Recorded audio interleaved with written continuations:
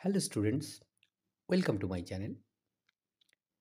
Class 11 Semester 2 writing skill reporting and event থেকে আমরা আজ আলোচনা করছি 13 নম্বর event report writing celebration of 204th birth anniversary of Ishwarchandra Vidyasagar.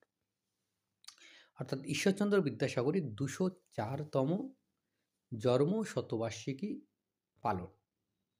এটার উপরে যদি ইভেন্ট রিপোর্ট রাইটিং আসে তাহলে তোমরা কিন্তু নিচে যেটা লেখা রয়েছে সেটা তোমরা লিখতে পারো। এখন এটা পড়ার পর বা এটা লেখার পরে এটার উপরে বেস করে যে কোনো ব্যক্তির বা মনীষীর বা যারই বার্থ অ্যানিভার্সারির উপরে যদি তোমাদের কোনো ইভেন্ট রিপোর্ট লিখতে দেয় তাহলে তোমরা এটাকে অনুকরণ করেও কিন্তু তোমরা লিখতে পারো। সো গুরুত্ব দিয়ে অবশ্যই রিপোর্টটা দেখো। তো টাইটেল লেখার পরে বাই এ স্টাফ রিপোর্টার লিখতে কিন্তু ভুলবে না। তারপর একটি প্লেস দেবে এবং ডেট দেবে। The 204th birth anniversary of Ishwarchandra Vidyasagar was celebrated at our school.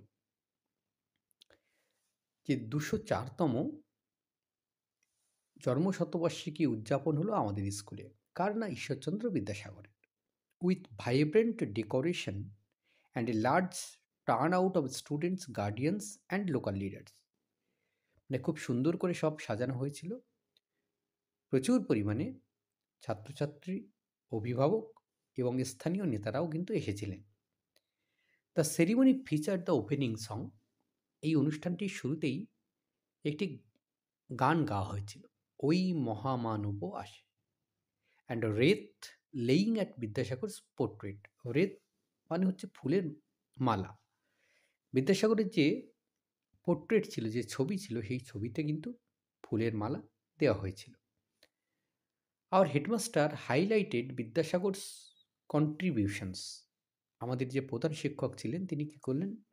বিদ্যাসাগরের যে অবদান সেটা সম্পর্কে আলোচনা করলেন। While chief guest doctor Amar Ray emphasized his efforts in widow remarriage and women's education.